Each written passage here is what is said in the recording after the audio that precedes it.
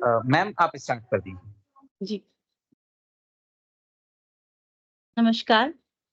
नाटक पाठ और प्रदर्शन की आज की कक्षा में हम नाटक कला की पृष्ठभूमि को जानेंगे, निर्देशन, अभिनय आदि के बारे में चर्चा करेंगे। नाटक पाठ और प्रदर्शन से पहले हम बात करेंगे कि नाटक की शुरुआत कैसे हुई, अर्थात उसकी पृष्ठभूमि क्या रही।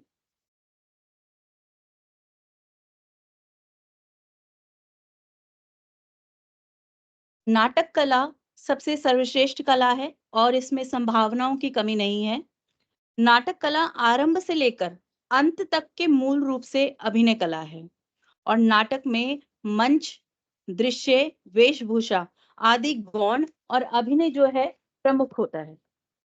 रंगमंच की किसी भी एक कला का मतलब एक समस्त ललित कलाओं का एक समावेश है। मतलब ये एक हम इसको नहीं कह सकते कि एक ही कला के रूप में है। जो रंगमंच है वो एक ऐसी कला है जिसमें समस्त ललित कलाएं समाहित है और ये सभी ललित कलाओं का एक सागर है। और इसी के अंतर्गत काव्य, संगीत, चित्रकला, स्थापत्य कला आदि जितनी विभिन्न प्रकार की ललित कलाएं हैं ये इसके अंतर्गत आती हैं। जो इस नाट्य में ना हो ऐसा कोई भी इसमें हमें मौजूद नहीं है हमारे अंदर कि हम नाटक शैली को या नाट्य कला में ऐसा कोई भी कला बची नहीं है जिसके अंदर हम कह सके कि वो नाट्य कला के क्षेत्र में नहीं आती। अब नाट्य कला की हम पृष्ठभूमि की बात करेंगे तो कला जो है क्या है कला जो है वो आनंद प्रदायी है। क्यों व्यक्ति नाटक को देखने जाता है? क्यों? क्योंकि वो हताश होता है और एक आनंद के लिए, एक मनोरंजन के लिए। तो नाट्य जो विधा है वो अभी की विधा नहीं है, वो काफी प्राचीन विधा है और संस्कृत साहित्य से हमें उसका प्राप्त हुई है। और कला जीवन को जो ऊर्जा ऊर्जा प्रदान करती है, जैसे सत्यम शिवम सुंदरम से जो कला में जो जीवन को इसी में हमारी समाहित करती है। इसी जो हम वाक्य पढ़ रही हूँ कि सत्यम शिवम सुंदरम, इसके माध्यम से ही बुद्धि और आत्मा स्वयं स्वरूप झलकता है। मतलब बुद्धि और आत्मा दोनों का स्वरूप झलकता है। कला शब्द का प्रयोग सर्वप्रथम किसने किया था? भारत के नाट्य शास्त्र में मिलता है। ठीक है। और नाट्य शास्त्र किसकी रचना है? भरत मुनि। मैथिली शरण गुप्त के शब्दों में अभी जो उन्होंने क्या कहा है कि मैथिली शरण के गुप्त के शब्दों में ऐसा कहा गया है कि अभिव्यक्ति की कुशल शक्ति ही कला है। जो अभिव्यक्ति का माध्यम है या अभिव्यक्ति ही है, वो ही एक कला का उसको हम परिभाषित कर सकते हैं। इन्होंने ये बात किसमें कही है? साकेत यानी पंचम सर्ग में। अर्थात मन के अंतःकरण की सुंदर प्रस्तुति की ही कला है। जो मन के अंदर जो हमारी जो भी भावनाएं हैं उसको हम प्रकट कर रहे हैं। अतः मन के अंतःकरण में मतलब हमारे हृदय के अंदर, मन के अंदर की सुंदर प्रस्तुति ही कला है। अर्थात जो हम सोच रहे हैं वो अपने भावों में प्रकट करके हम मुझे प्रस्तुत कर रहे हैं, वो ही कला है। पाश्चात्य काल की बात करें तो पाश्चात्य जगत के अनुसार कला के दो उपयोगी कलाएं हैं। कौन कौन सी हैं? ललित कलाएं, उपयोगी कलाएं और ललित कलाएं, ये दो उनके भेद बताए हैं। और परंपरागत दृष्टि से हम बात करें तो कला को 7 कलाओं से विभक्त किया जा सकता है। स्थापत्य कला, मूर्ति कला और चित्रकला, संगीत कला, काव्य कला, नृत्य कला, रंगमंच कला। तो रंगमंच कला है जो काफी प्रसिद्ध और प्रचलित है, अभी से नहीं प्राचीन काल से ही। और आधुनिक काल में इनमें फोटोग्राफी और चलचित्रण और विज्ञापन और जो कॉमिक्स भी, ये विषय भी इसमें जुड़ गए हैं। तो ये भी कला के क्षेत्र के अंतर्गत ही आते हैं। अब जब हम भारतवर्ष की बात करते हैं तो धर्म, दर्शन और तत्व अन्य ज्ञान का वो दर्पण होते हैं। और भारतीय कला यहाँ का कण कण छंद, राग और रस से भरा हुआ है। तत्व, कल्पना, ऐतिहासिक परंपरा भारतीय कला एवं धर्म में निहित है। नाटक साहित्य का एक प्रमुख अंग है। नाटक जो है साहित्य का एक प्रमुख अंग है और ये सबसे प्राचीनतम विधा है। देशकाल के अनुसार मनोरंजन के साधनों में अंतर आना एक स्वाभाविक बात है। और देशकाल के अनुसार मनोरंजन के साधनों में जब अंतर आता है तो हिंदी से संबंधित मनोरंजनों में प्राचीन रामलीला और रासलीला है। और वास्तव में ही तत्व नाटक का मुख्य एक प्रयोजन है और इसके लिए काफ़ी आज भी नाटक विनोद या मनोरंजन की दृष्टि से मान्य है। मनोरंजन की दृष्टि से नाटक जो है वो आज भी मान्य है। आज भी लोग जाते हैं और जो भी थिएटर है या जो भी कला के क्षेत्र के जो भी व्यक्ति हैं वो अपना देखने जाते हैं और जो भी नाटक से संबंधित व्यक्ति है, जिनकी नाटक में रुचि है अपने मनोरंजन के लिए या अपने खुद के भाव को एक अभिनय के रूप में उस चीज़ को समझना, उस चीज़ को ग्रहण करने के लिए व्यक्ति नाटक देखने जाते हैं। यही इस विधा की विशेषता है, यही इसकी विशेषता है और भारतीय रंगमंच परंपरा जो है वो सबसे प्राचीन है और ऐसा कहा जाता है कि देवताओं के मनोरंजन के लिए ब्रह्मा जी ने नाट्य वेद की रचना की थी। नाट्य वेद में चारों वेद के भागों को प्रस्तुत किया जाता है, जो इस प्रकार है। हमें इस चीज़ को बहुत ध्यानपूर्वक समझने की ज़रूरत है। ऋग्वेद से हमें क्या मिला है? पाठ्य यानी संवाद। यजुर्वेद से हमें क्या मिला है? अभिनय। और सामवेद से गीत या गायन और अथर्ववेद से क्या मिला? रस। रस को लेकर नाट्य वेद की रचनाएं की गई थी। और जो नाट्य शास्त्र है वो कितना प्राचीनतम है उसको समझने की आवश्यकता है। नाट्य शास्त्र 28,000 साल पुराना है और इसमें भरत मुनि ने अभिनेता को संबोधित किया है। मतलब अभिनेता के लिए ये नाट्य शास्त्र की विकास हुआ और उसकी वो लिखी गई। नाट्य शास्त्र में नाटक के स्वरूप, नाटक के अंग और उसके महत्व को विस्तारित रूप से लिखा गया है। लोकधर्मी और नाट्यधर्मी 2 प्रकार की शैली इसमें बताई गई है। 2 पक्षों को रखा है, एक लोकधर्मी और नाट्यधर्मी तथा जनता पर जो आधारित और स्वाभाविक रूप से नाट्य शास्त्र में प्रस्तुत किया गया है। नाटक किसी भी नाटक के युगीन वातावरण का समीकरण अनायास हो जाता है। कैसे हो जाता है? से उसका विशेष महत्व बढ़ जाता है और जीवन की विभिन्न परिस्थितियों का मनोरम अनुकरण नाटक है। जो भी हमारे जीवन की विभिन्न परिस्थिति होती है, उनका एक मनोरम अनुकरण के रूप में क्या है? नाटक है। नाटक साहित्य का अपना पृथक महत्व रखता है। इसी कारण आज भी समाज में नाटक का वही स्थान है जो पहले था। अर्थात जो भी पहले जैसे प्रचलित था नाटक, वो आज भी प्रचलित है। मतलब आज के लोग भी नाटक को देखना पसंद करते हैं और नाटक से जुड़कर नाटक को एक दर्शक के रूप में उसको देखते हैं और आकलन करते हैं और उस पात्र को, उस अभिनेता जो पात्र निभा रहा है, उस पात्र को स्वयं से जोड़ पाते हैं और उसको महसूस कर पाते हैं। तो इसलिए कह सकते हैं कि नाटक विधा जो है वो आज भी प्रासंगिक है और जो पात्र जिस भी पात्र को निभा रहा है, वो दर्शक उसे अपने रूप में उसे स्वीकार करते हैं कि वो स्वयं वो पात्र कर रहा है।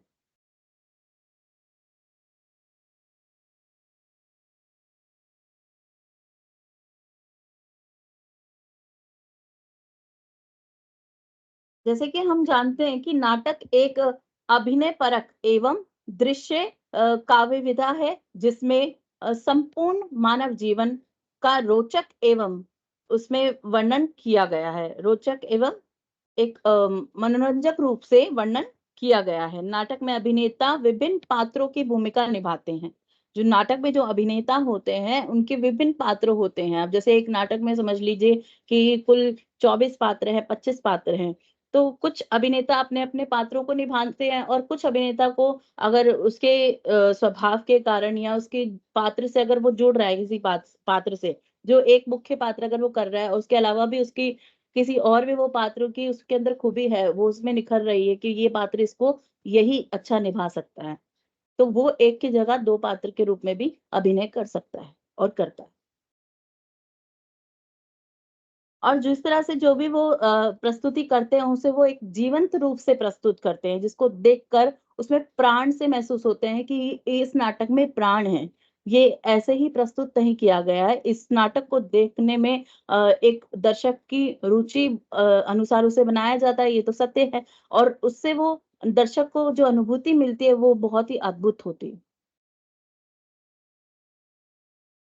नाटक के माध्यम से विभिन्न सामाजिक, राजनीतिक और आर्थिक मुद्दों को प्रस्तुत किया जा सकता है और उनको उस नाटक के माध्यम से उस मुद्दों को उठाया जा सकता है।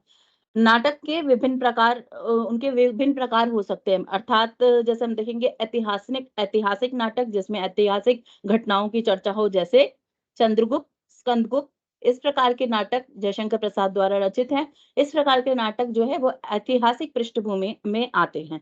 सामाजिक नाटक जो समाज की विडंबनाओं और समाज की स्थितियों, समाज की विभिन्न समस्याओं पर आधारित हो और इसी के साथ हम देखेंगे मनोवैज्ञानिक नाटक जिसमें मनोवैज्ञानिक बात कही गई हो, जो मन से संबंधित व्यक्ति की जो व्यथा है या मनोस्थिति है, उस पर आधारित वो नाटक होता है।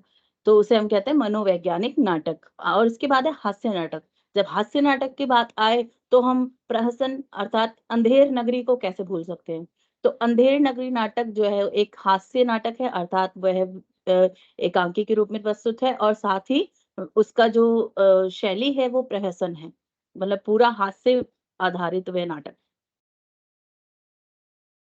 अब नाटक की हम जब तत्वों की बात करते हैं तो उसके मुख्य तत्व क्या है? कथा वस्तु है, पात्र है, चरित्र चित्रण अर्थात वातावरण है, देश-काल और अभिनय और निर्देशन और संवाद। ये सब बहुत ही मुख्य हैं जो नाटक को हमें देखने में और उसको समृद्ध बनाने में सहयोगी है। अब इसी के अलावा हम देखेंगे एक नाटक सफल कैसे होता है? अगर कोई नाटक की रचना होती है, तो उसमें अभिनय होता है। अभिनय के साथ-साथ जो भी पात्र चरित्र चित्रण होते हैं, उन्हीं के अनुसार अभिनय किया जाता है। जिस प्रकार का पात्र है, उसी प्रकार का जो अभिनय स्टेज पर किया जाता है और इस तरह से हम देखते हैं कि पात्र चित्रण हो गया और वातावरण अर्थात देश-काल। तो वातावरण और देश-काल को निर्धारित करके नाटक की रचना होती है और ये मुख्य तत्व है। और साथ ही हम बात करेंगे जो दृश्य नहीं है, दृष्टव्य नहीं है, जो जो हमें मुख्य तत्व तो हमने बात कर ली है, पर कुछ पात्र ऐसे हैं जो दृष्टव्य नहीं है, जो हमें नज़र नहीं आते। जब हम दर्शक के रूप में देखते हैं या एक निर्देशक के रूप में, नाटककार के रूप में या कैसे भी हम उसको देखते हैं, तो नाटक विधा में बहुत सारी विकास हुई, वृद्धि हुई, परंतु पार्श्व कर्म को हमेशा जो भी निर्देशक है या जो भी है इस स्थिति में जब देखते हैं कि उनकी उनकी शैली को, उनकी मेहनत को, उनकी कला को इतनी प्रोत्साहन नहीं मिल पाता और देखा जाए तो उनका जो इसमें योगदान है वो अत्यधिक महत्वपूर्ण है। पार्श्वकर्मी जैसे मंच सज्जा करने वाले व्यक्ति और साथ ही पार्श्वकर्मी संगीत यानी पार्श्वकर्म का जो संगीत होता है बैक स्टेज या स्टेज के दाएं-बाएं जो व्यक्ति कार्य करते हैं, इस मंच की सज्जा का कार्यक्रम करते हैं। जैसे मंच पर अगर जैसे आधे अधूरे नाटक है, उसके अंतर्गत देखेंगे कि आधे अधूरे नाटक में मेज होता है और पारिवारिक पृष्ठभूमि उसमें दिखाते हैं और पूरा चित्र उसका चित्रण किया जाता है। पूरा एक मध्यकाल का जो मध्यवर्ती परिवार का एक चित्र वहाँ प्रस्तुत किया जाता है, जिसमें हम देखते हैं टेबल है, मेज़ है और सोफ़ा है और कहीं हम उसमें गुलदस्ता वग़ैरह रखते हैं और पूरा उस तरह का वातावरण उसको दिया जाता है। जैसे अब हम जैसे आज की पृष्ठभूमि से या आज की मतलब आज की जो दशा है आज की जो दशा है उसको लेकर अगर हम नाटक को लिखेंगे, तो हमें उसी अनुसार उसका वातावरण चाहिए, उसका देश-काल का हमें पता होना चाहिए, साथ ही उसकी जो मंच सज्जा होगी वो उसी के अनुसार होगी। तो ये आधारित है निर्देशक पर पूरा देख-रेख उसे करनी पड़ती है, तो निर्देशक एक अहम भूमिका निभाता है और सबको एक साथ पिरो के रख के अपना कार्य करता है। तो इसी प्रकार हम मुख्य तत्वों की बात करी तो हमने पार्श्व कर्मी को हमें बिल्कुल भी नहीं भूलना चाहिए। अभिनेता, निर्देशक और साथ में पार्श्व कर्मी का महत्वपूर्ण योगदान है। अगर स्पॉटलाइट जो पड़ती है, अगर वो स्पॉटलाइट नहीं पड़े तो वो पात्र को जो निर्देशक जिस रूप में दिखाना चाहता है उस पर पूरा फ़ोकस करना चाहता है, वो फ़ोकस वो नहीं कर पाएगा और दर्शक भी उस चीज़ से जुड़ नहीं पाएँगे। तो इसलिए ये ज़रूरी है कि जो लाइट है, जो फ्लैश लाइट है या स्पॉटलाइट है, वो उस पात्र पर सही ढंग से पड़े और जितने भी पार्षद कर्मी हैं, उनको पूरा प्रोत्साहन मिलना चाहिए। तो पात्र कथा वस्तु अर्थात पात्रों की हमने बात कर ली कि विभिन्न-विभिन्न प्रकार के पात्र होते हैं और जब हम पहले पहले बात करते हैं कथा वस्तु की, तो कथा वस्तु में हम देखते हैं कि जिस भी कहानी पर, जिस नाटक की जो कहानी है, उस पर हम नाटक प्रस्तुत कर रहे हैं, तो उसकी कथा स्पष्ट होनी चाहिए और उसका देश-काल से संबंध होना चाहिए कि वो उस देश-काल से संबंधित हो, उसका संवाद अच्छा होना चाहिए, उसके पात्र अच्छे होने चाहिए। तो सर्वप्रथम सबसे ज़रूरी जो कार्य है कि किसी भी क कथानक को या कथा वस्तु को चुनना, सही कथा वस्तु को चुनना। हम कोई भी विषय उठाएँ पर उसमें स्पष्टता होनी चाहिए और वह ऐसा होना चाहिए कि जो एक सफलता की सीढ़ी को लेकर जाए और नाटक में जो दर्शक है उसको देखकर प्रसन्नित हो जाए और एक नाटककार का या एक निर्देशक का उद्देश्य यही होना चाहिए कि उसके नाटक के माध्यम से दर्शक जो है वो खुश हो और अपना प्रसन्न मुख से वो बाहर अपने जो भी जहाँ पे भी वो जिस भी थिएटर में वो अपना नाटक देखने जाते हैं वहां से प्रसन्नित होकर जाए। हम्म,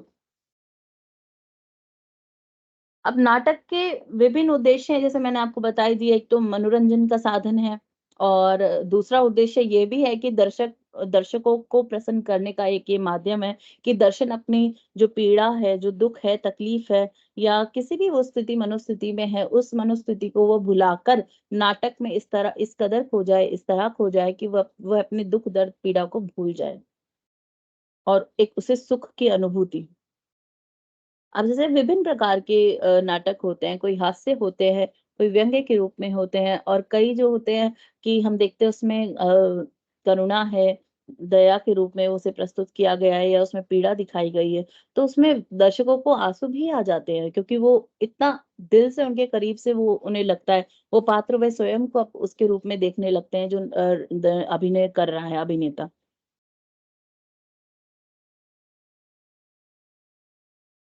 तो हमारे देखेंगे हम संस्कृत साहित्य और हिंदी साहित्य में भी जिसमें बाद में उसके ऊपर नाटक लिखे जाने लगे, जैसे हम देखेंगे शकुंतलम कालिदास जी का है, जिसको हिंदी में भी प्रस्तुत किया गया है, हिंदी नाटकों के थिएटर्स में उसे प्रस्तुत किया जाता है। अभिज्ञान शकुंतलम हो गया, शाकुंतलम जो है वो कालिदास जी का है और अभिज्ञान शकुंतलम जो है वो भास का है और इसी प्रकार मृच्छकटिक वो है शूद्रक का। इसी पर एक नाटक आधारित हुआ था मृच्छकटिकम। तो ये भी काफ़ी मतलब काफ़ी हम पुरानी पृष्ठभूमि से जो देखेंगे तो काफ़ी अच्छा नाटक है। और वेणी संहार जो भट्टनारायण का है और अंधेर नगरी, आप जानते हैं किसका है अंधेर नगरी? भारतेंदु हरिश्चंद्र। चंद्रगुप्त ये सब ऐतिहासिक नाटक है जो स्कंदगुप्त है और चंद्रगुप्त है। और धर्मवीर संभोजी और तुझ पाशी ये जो नाटक है तुझे आहे तुझ पाशी वसंत कानेटकर का है। तो हम हिंदी नाटक को देखते ही हैं, इसी के साथ-साथ हम तमिल, मराठी अन्य विधाओं में भी नाटक का विकास हुआ है। अब मंचन क्या है? मंचन जो एक ऐसी प्रक्रिया है जिसके माध्यम से नाटककार अपने नाटक को दर्शकों तक प्रस्तुत करता है। यह एक माध्यम है, यह एक साधन है। अर्थात दर्शक वे लोग होते हैं जो नाटक को प्रदर्शन देखने आते हैं, मतलब उसका नाटक का जो है प्रदर्शन को देखने आते हैं और दर्शक नाटक का एक महत्वपूर्ण हिस्सा होते हैं क्योंकि पूरा नाटक ही उनके लिए ही बनाया जाता है। कि दर्शक अपने आप को उसमें महसूस कर सके और उसकी जो उसका मूल भाव है उसको समझ सके।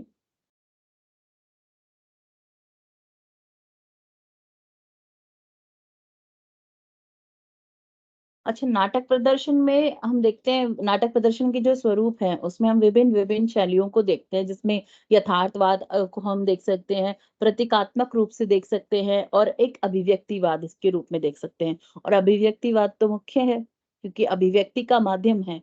जो नाटक है वो अभिव्यक्ति का माध्यम है जिसमें दर्शकों तक अभिव्यक्ति की जाती हो और दर्शक भी अपनी अभिव्यक्ति प्रस्तुत करते हैं उसके अपने उसके विचार में कि उनको किस प्रकार का ये नाटक लगा, वह इस नाटक से कितना प्रसन्नित प्रसन्नित हुए या कितना वो उस नाटक से जुड़ सके।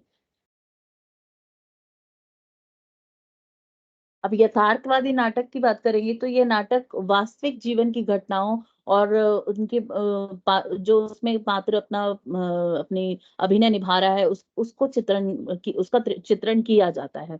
और इसके बाद है प्रतीकात्मक नाटक। ये नाटक में विचारों और भावनाओं को व्यक्त करने के लिए प्रतीकों का उपयोग किया जाता है।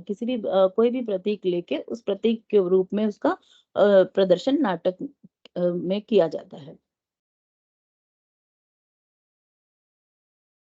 अभिव्यक्तिवाद की हमने अभी चर्चा कर ली है।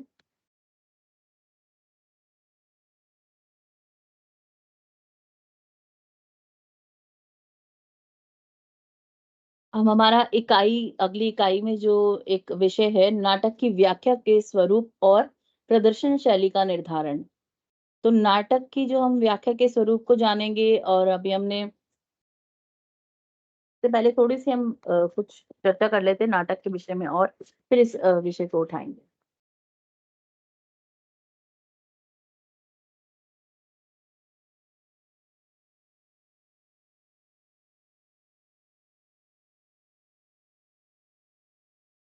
अब हम जानते हैं कि नाटक और रंगमंच का जो संबंध है, वो एक स्वयं सिद्ध है अर्थात दोनों एक-दूसरे के बराबर ही हैं और सभी प्रदर्शनकारी कलाओं में नाटक शब्द शुद्ध रूप से जो सामाजिक और प्रस्तुति धर्मी कला है, जो एक प्रस्तुति धर्मी है, लोकधर्मी है और नाटककार द्वारा शब्दों में लिखे गए नाट्य लेख को जब एक रंगकर्मी सामाजिक और सांस्कृतिक क्रियाकलाप के रूप में उसे मंच पर जीवंत रूप से प्रस्तुत करता है, तब वह अपनी संपूर्णता को प्राप्त नहीं होता है। नाट्य लेख से प्रस्तुति तक की यह प्रक्रिया रचनात्मक होने के साथ ही अत्यंत क्या है? जटिल और दिलचस्प है। प्रसिद्ध नाटककार राकेश ने कहा है, क्या कहा है? कि कोई ऐसी रचना जो नाटक कहलाती है और रंगमंच से अलग है, तो उस रचना को नाटक कहकर केवल भ्रांति ही पैदा की जाती है। वस्तुतः नाटक एक जीवंत अनुभव है और अपनी जीवंतता रंगमंच पर ही प्राप्त करता है। जब तक वो रंगमंच पर अपनी प्रस्तुति नहीं कर देता है, तब तक उसकी जो जीवंतता है वो स्थापित नहीं होती, वो लक्षित नहीं होती। और जो नाटक की जो सही कसौटी जो होती है ना, वो रंगमंच पर ही होती है। तभी पता चलता है कि हाँ, जो रंगमंच पे प्रस्तुति हुई, उससे दर्शक खुद को स्वयं उस चीज़ को जोड़ पा रहे हैं या नहीं? क्या उसका भाव है, उसको दर्शक समझ पा रहे हैं या नहीं?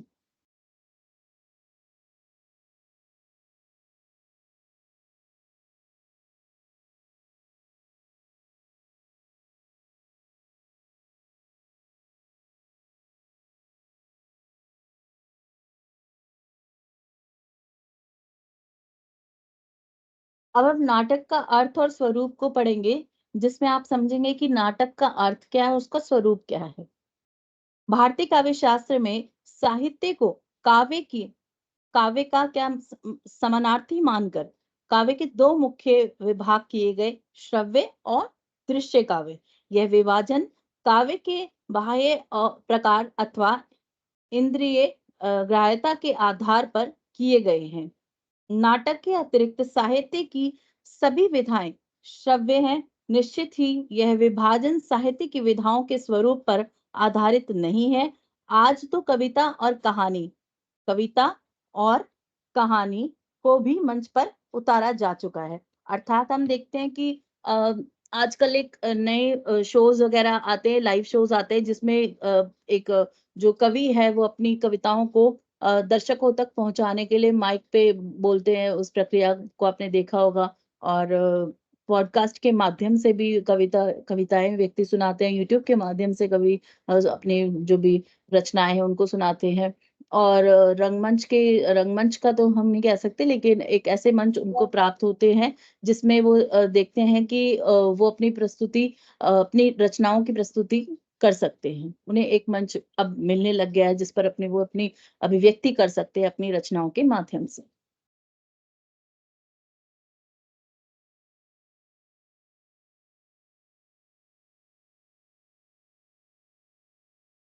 नाट्य शास्त्र में नाटक को काव्य का अंग मानते हुए इसके संरचनात्मक वैशिष्ट्य के कारण दृश्य काव्य कहा गया है। नाटक के अतिरिक्त साहित्य की सभी विधाएं श्रव्य कही गई हैं और नाटक अपने जन्म से ही शब्द की कला के साथ साथ अभिनय कला भी है। मतलब वो शब्द की कला से के साथ साथ अभिनय कला भी है। अभिनय रंगमंच का अभिनय जो है वो कहाँ होता है, रंगमंच पर होता है। रंगमंच पर नाटक के प्रस्तुतिकरण के लिए लेखक शब्दों के अलावा निर्देशक, अभिनेता, मंच व्यवस्थापक और प्रेक्षक यानी दर्शक की आवश्यकता होती है। नाटक के शब्दों के साथ जब इन सब का जो सहयोग होता है, इनका सहयोग घटित होता है, तब नाट्य अनुभूति या रंग अनुभूति पैदा होती है। तो रंग अनुभूति कैसे प्राप्त होती है? जब नाटक मंच पर प्रस्तुत किया जाता है और जिसमें अभिनय अभिनय कला और जितनी भी मंच सज्जा या पार्श्व कर्म के सहयोग से जब वो पूरा नाटक संपूर्ण हो जाता है और दर्शक उसे ग्रहण करते हैं और उसकी जो भी अभिव्यक्ति उससे प्राप्त होती है, वो रंगानुभूति कहलाती है। अर्थात रंगमंच पे हम जो भी नाटक को देख रहे हैं दृश्य रूप से, उसको हम क्या बोलेंगे? रंगानुभूति।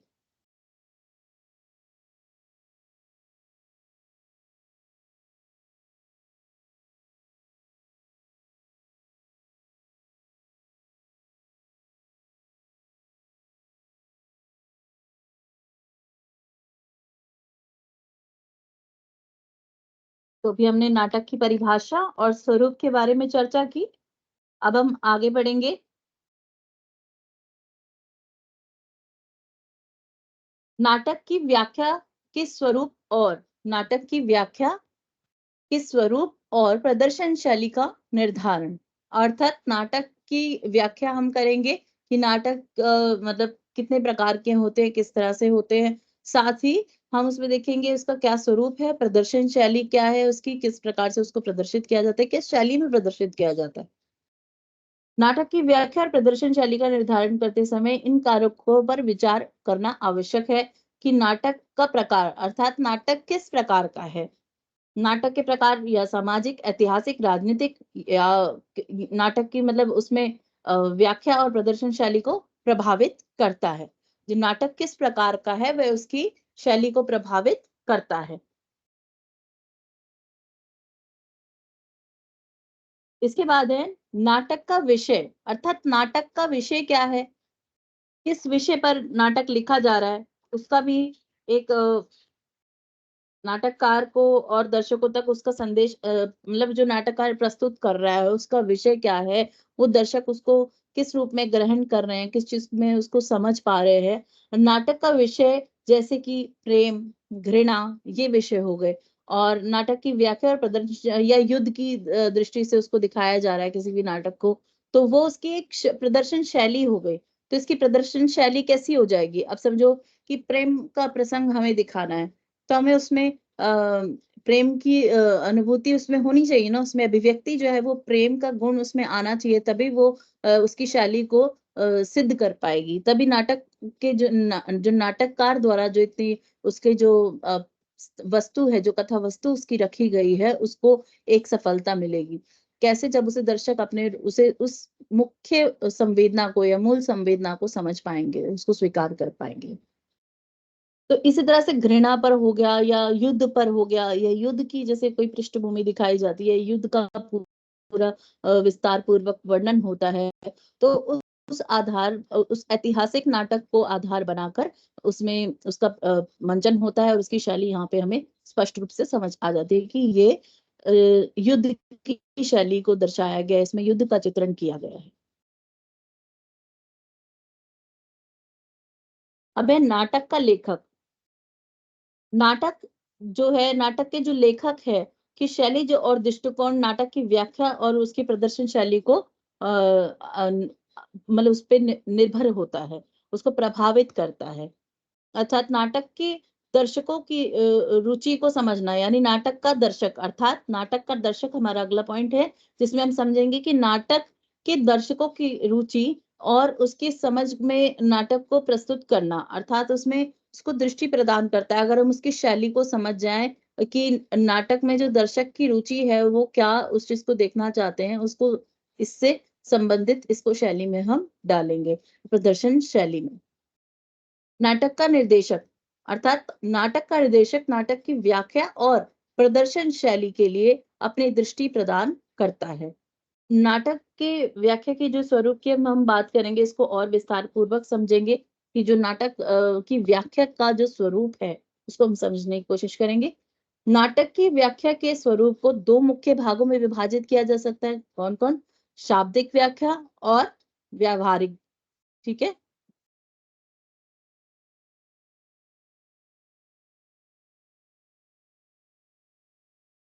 तो इसमें हम देख रहे हैं कि शाब्दिक व्याख्या हो गई और व्यावहारिक। यह नाटक के पाठ शाब्दिक अर्थ है, मतलब यह नाटक के पाठ का शाब्दिक अर्थ है, मतलब जो नाटक का जो अर्थ निकल के आ रहा है, जो उसके शाब्दिक अर्थ है उस पर आधारित है। इसमें नाटक में इस्तेमाल किए गए शब्द और वाक्य जो है वो इसमें सम्मिलित है, इसमें शामिल होती हैं। व्यावहारिक व्याख्या में क्या है? यह पाठ के व्यवहारिक अर्थ को स्पष्ट करता है। इसमें नाटक के पात्रों के कार्य और भावनाओं का अर्थ शामिल होता है, अर्थात जो पात्र है उसका व्यवहार क्या है और जो उसका क्या कार्य है, उसकी क्या भावनाएं हैं, ये व्यवहारिक व्याख्या के रूप में स्पष्ट होती है। अब नाटक की प्रदर्शन शैली की हम दोबारा से इसमें आगे विस्तार पूर्वक बात करेंगे कि नाटक की प्रदर्शन शैली को हम चार मुख्य भागों में विभाजित कर सकते हैं। किस किस में? एक तो यथार्थवादी शैली, प्रतीकात्मक शैली, अभिव्यक्तिवादी शैली और लोकप्रिय शैली। तो यथार्थवादी अर्थात जिसमें यथार्थवाद का या जीवन की विडंबनाओं का सत्य पर आधारित और जो बिल्कुल जो समाज के जो सत्य है या जिस पे चर्चा की जाती है, जो आजकल का जो हम कह सकते हैं जो व्यक्ति के जो स्वाभाविक रूप से जो स्पष्ट की जाए उसको हम यथार्थवाद से परिभाषित करेंगे। जो वास्तविक जीवन की विडंबनाओं को, परेशानी को, घटनाओं को पात्रों में चित्रित करता है, वह यथार्थवादी शैली के अंतर्गत आता है। प्रतीकात्मक की बात करेंगे। प्रतीकात्मक शैली, जिसमें यह शैली विचारों और भावनाओं को व्यक्त करने के लिए किसी प्रतीकों का उपयोग किया जाता है, अर्थात किसी प्रतीक के रूप में इसे स्वीकार किया जाता है। तो इसे हम कहेंगे प्रतीकात्मक शैली, मतलब प्रतीक के रूप में उस नाटक में प्रस्तुत किया जाए तो इसको हम क्या बोलेंगे? प्रतीकात्मक शैली। अर्थात अब तीसरा पॉइंट हम बात करेंगे अभिव्यक्तिवादी शैली। यह शैली पात्रों के आंतरिक भावनाओं या उनकी संवेदनाओं और अनुभवों पर केंद्रित होती है। अगर हम अभिव्यक्तिवादी शैली की बात करें तो यह शैली पात्रों की जो आंतरिक भावनाएं हैं, उनकी जो सूझबूझ है, अंतर्मन की भावनाएं हैं, अनुभव है, उस पर यह केंद्रित होती है।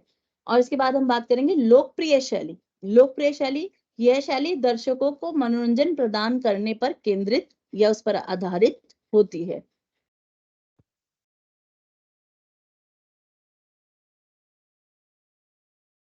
तो इस प्रकार अभी हमने इस पर चर्चा की, नाटक की व्याख्या, नाटक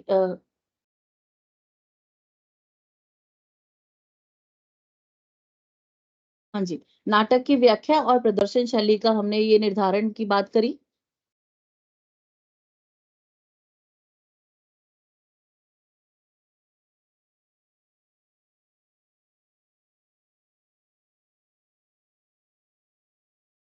अब किसी भी नाटक की अगर रचना हो रही है, अर्थात किसी भी नाटक को बनाया जा रहा है, उसको तैयार किया जा रहा है, तो उसमें अहम भूमिका किसकी है? निर्देशक की। अर्थात निर्देशक को देखना है कि किस तरह से नाटक को बनाया जाएगा, कैसे उसको बुना जाएगा। तो ये सब है। तो अगली क्लास में हम जो करेंगे मैं उसके बारे में आपको अंत में चर्चा के रूप में बताऊंगी। जी।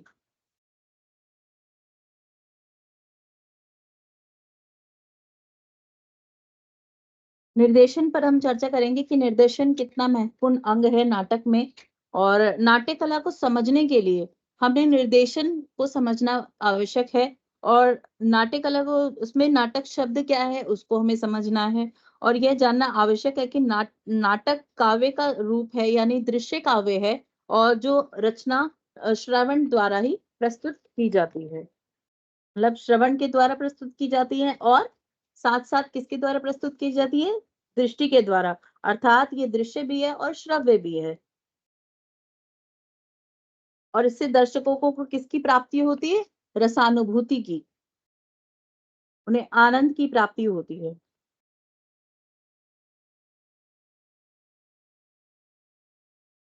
अच्छा, जब हम हिंदी के पहले नाटक की बात करेंगे, तो पहला नाटक कौन सा है? नहुष। और जिसका रचना काल 1857 ईस्वी माना जाता है। और इसके रचनाकार कौन थे? गोपाल चंद्र गिरधर दास। नाटक में श्रव्य काव्य से अधिक रमणीयता होती है। जितने भी श्रव्य काव्य होते हैं नाटक में, उतनी उसमें रमणीयता होती है। और श्रव्य काव्य होने के कारण यह लोक चेतना से अपेक्षाकृत अधिक घनिष्ठ रूप से संबंध रखता है। नाट्यशास्त्र में लोक चेतना को नाटक के लेखन और मंचन की मूल प्रेरणा माना गया है। नाट्यशास्त्र में लोक चेतना को नाटक लेखन और मंचन की मूल प्रेरणा के रूप में इसको प्रस्तुत किया जाता है। नाटक का अर्थ शब्दों के माध्यमों से चरित्रों की रूपरेखा तैयार करना है।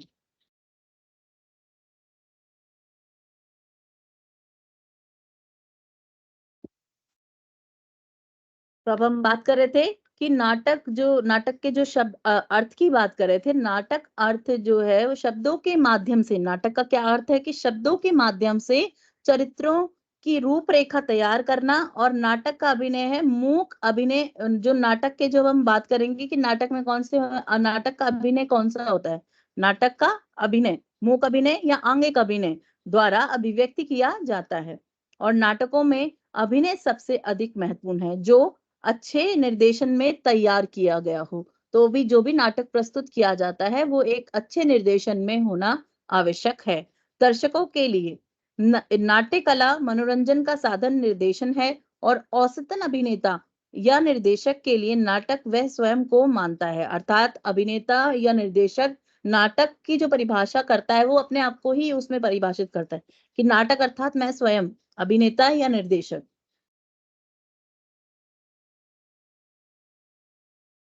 जो नाटक है, नाटक को निर्देशक अपनी कलात्मक तकनीक द्वारा पैदा करता है। वो निर्देशक ही है जो नाट्य कृति, नाटक या बुनियादी ढांचा खड़ा करता है।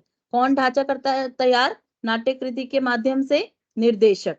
अर्थात निर्देशक एक अहम भूमिका निभाता है किसी भी नाटक को आरंभ करने में, किसी भी नाटक को शुरू करने में। अर्थात उसी के द्वारा इमारत खड़ी जाती है, जिसे कहते हैं प्लॉट। प्लॉट खड़ा करना। अर्थात पहले प्लॉट खड़ा करना है। अगर समझो एक कि आप एक नाटककार हो, तो आप कैसे उसका प्लॉट खड़ा करोगे? कैसे आप उसकी रूपरेखा तैयार करोगे? अब घर कैसे बनता है, मकान कैसे बनता है? पहले एक ईंट रखी जाती है, फिर दूसरी ईंट रखी जाती है, फिर तीसरी ईंट रखी जाती है। तो इस तरह से एक प्लॉट बनाना। ठीक है।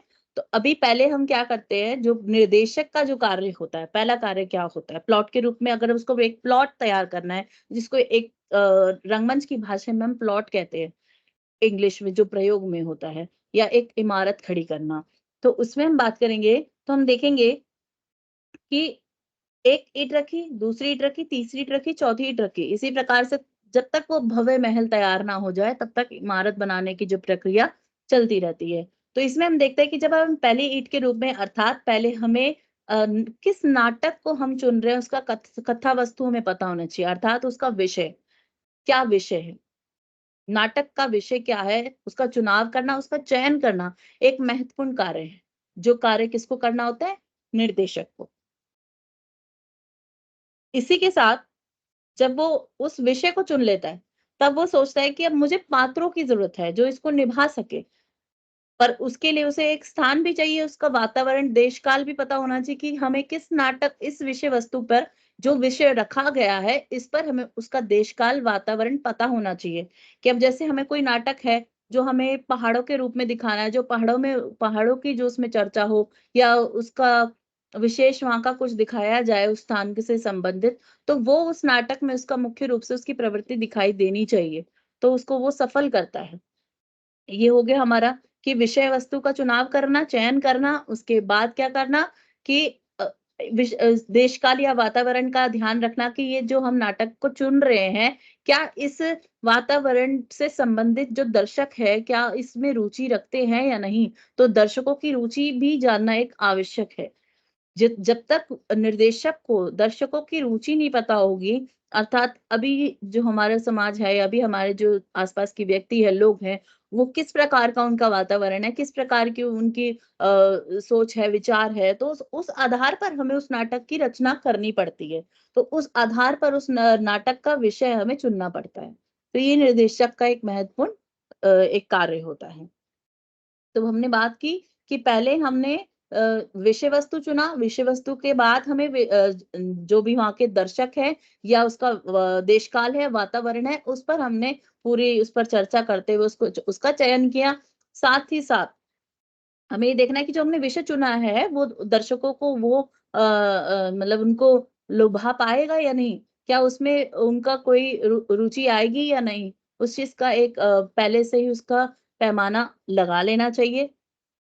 और इसके बाद हम बात करेंगे, जब हमने बात की कि हमने पहले चर्चा की कि पहले हम विषय वस्तु चुनेंगे, देश-काल और वातावरण और दर्शक की रुचि का ध्यान रखेंगे। ये तीसरी चीज़ हो गई, दूसरी चीज़ हो गई हमारी। और इसके बाद हम तीसरी बात करेंगे कि हमें फिर अभिनेता ढूँढने हैं, कि हमें किस तरह का अभिनय चाहिए, हमें कितने पात्र चाहिए।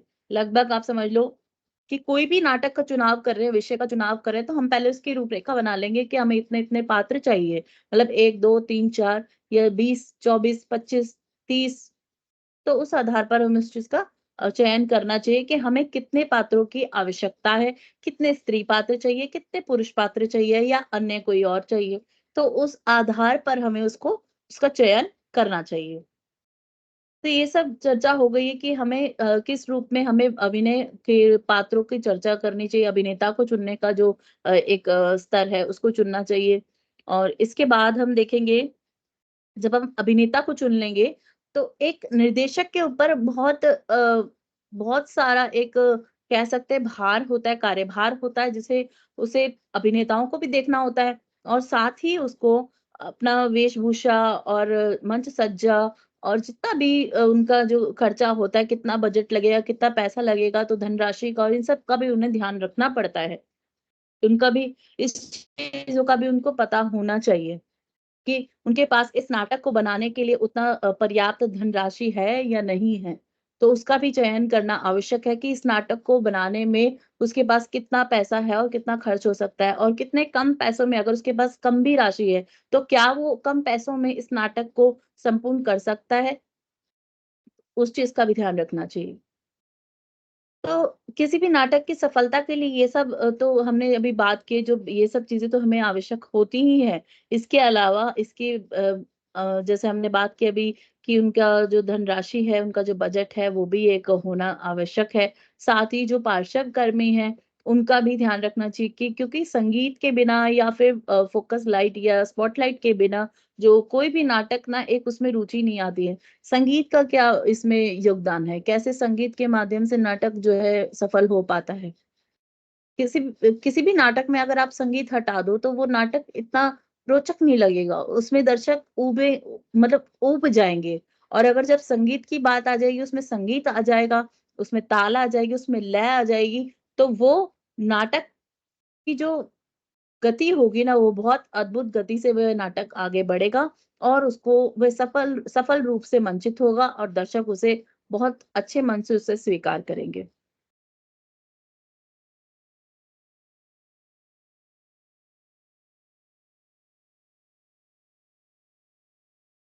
तो इस प्रकार अभी हमने चर्चा की निर्देशक की, तो अब हम बात करेंगे अभिनय की।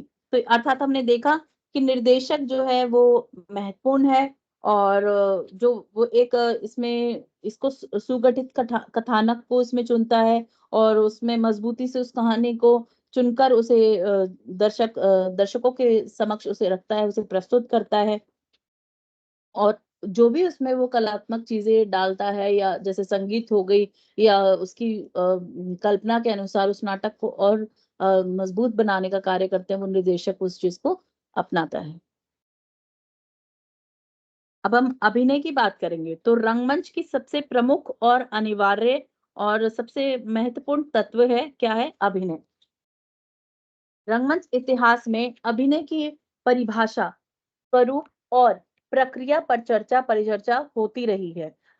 और आदिम मनुष्य यानी पुराने काल से मनुष्य, जब इंसान व्यक्ति जब आदिम समय में था मनुष्य, तो ध्वनियों और हाव भाव से, यानी जब विकसित नहीं हुआ था मनुष्य, तो ध्वनियों और हाव भावों की मुद्राओं से किसी घटना को दिखाने और लंबे समय से अभिनय विकास इसमें होता रहा है। मतलब इसमें किसी भी घटनाओं को मतलब आप देखेंगे हाव भाव से, मुद्राओं से और ध्वनियों से वे अपने इसको प्रस्तुत करते थे। जो भी उनके हाव-भाव होते थे, जो भी उनको कहना होता था, जो भी उनको संवाद वार्तालाप करने होते थे, वो अभिनय के माध्यम से बताते थे, एक-दूसरे को जताते थे। अभिनय की परिभाषा सर्वप्रथम भरत ने नाट्यशास्त्र में दी, भरत मुनि ने अपने नाट्यशास्त्र में दी, जो स्वयं अभिनय शब्द अर्थात में वो समाहित है। कैसे? अभिनीय, अभि जमा निय, यच, यच उसमें धातु है, अर्थात अभि उपसर्ग, नी धातु, यच प्रत्यय। हाँ जी, तो इसमें हम देखेंगे, इसमें अर्थात क्या हुआ? अभी उपसर्ग हुआ और नी धातु हुई और यच प्रत्यय हुआ। इनके संयोग से जो है अभिनय शब्द हमें प्राप्त हुआ है, जिसका अर्थ है सामने लेकर चलना, उसको रखना, सामने लेकर जाना, अर्थात अभिनय, अभिनय स्वयं को सामने लेकर जाना। अपनी जो भी हम बात कह रहे हैं, जो भी अभिनय कर रहे हैं, जो भी संवाद कह रहे हैं, या जो भी अपनी भाव को प्रकट कर रहे हैं सामने दर्शकों तक, उसको प्रस्तुत करना, उसे हम कहेंगे अभिनय।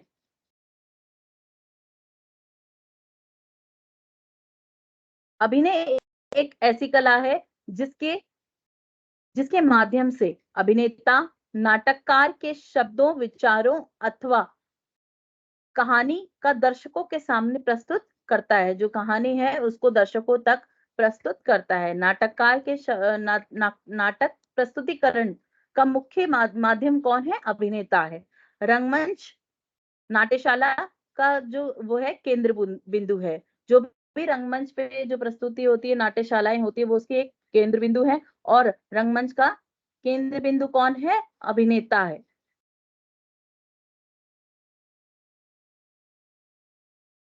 रंगमंच का केंद्र बिंदु कौन है? नाट्यशाला। और रंगमंच और उसमें हम देखेंगे कौन है? अभिनेता है। मतलब वो दोनों तरह से हम नाट्यशाला का भी केंद्र बिंदु है और रंगमंच का भी केंद्र बिंदु है। ठीक है, तो वो अभिनेता है, रंगमंच का अभिनेता है केंद्र बिंदु। अभिनय के 4 प्रकार होते हैं। कौन से होते हैं? आंगिक, वाचिक, आहार्य। ठीक है, तो इस तरह से हम देखेंगे। आंगिक अभिनय की बात करेंगे तो हाथों और पांवों, नेत्रों और इनकी चेष्टाओं से या शारीरिक अभिव्यक्ति जो हम करते हैं, उसे हम उसमें देखेंगे आंगिक में। ठीक है, आहार्य की बात करेंगे। आहार्य अभिनय में क्या आ जाएगा? वेशभूषा आ जाएगी, रंगभूषा, श्रृंगार प्रसाधन, ये सब सज्जाकार एवं जो भी चीजें उसमें आ जाएंगी। तो अंत में सात्विक भाव होता है, जो हम चौथा छूट गया था हमारा, अभी जो मैं बात कर रही थी, चर्चा कर रही थी। अंत में हमारा कौन सा आता है? सात्विक, अर्थात इन सभी भावों को का समावेश जब हम रंगमंच के रूप में प्रस्तुत करते हैं, तो उन्हें क्या बोलते हैं? सात्विक अभिनय।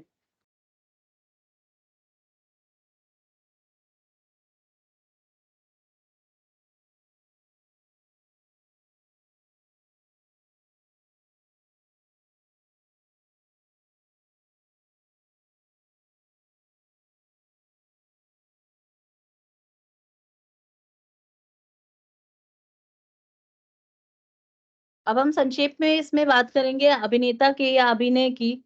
तो अभिनेता अपनी रचना प्रक्रिया से, अभिनय के माध्यम से अपने चरित्र और व्यक्तित्व को इतना अधिक व्यापक रूप से विस्तार देता है कि प्रेक्षागृह में बैठे, यानी जो प्रेक्षागृह में जो दर्शक बैठे हुए हैं, प्रेक्षागृह में दर्शक जो हैं, उस कलाकार में कुछ ना कुछ अपना अंश दिखाई उसे पड़ता है, उसमें अपना एक अंश ढूंढ लेते हैं। यही प्रक्रिया है जिसके कारण रंगमंच एक सामूहिक कला के रूप में उभर कर सामने आता है। स्वयं अभिनेता सही मायनों में एकोहम बहुसियाम अर्थात एक हूं और अनेक हो जाऊंगा, अर्थात वो एक व्यक्ति है या एक। अब जब हम नाटक देख रहे हैं तो उसमें विभिन्न विभिन्न पात्र है, पर नाटक के रूप में वो एक है।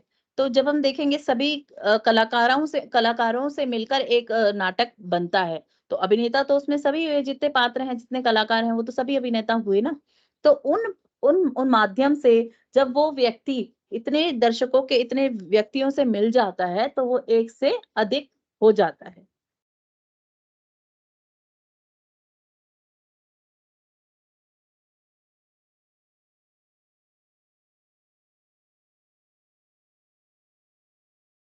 अर्थात वो कहता है कि एक हूँ और अनेक हो जाऊंगा। इस उक्ति को मतलब चरितार्थ करता है। इस उक्ति को, जो ये कौन सी उक्ति है, एको हम बहु श्याम।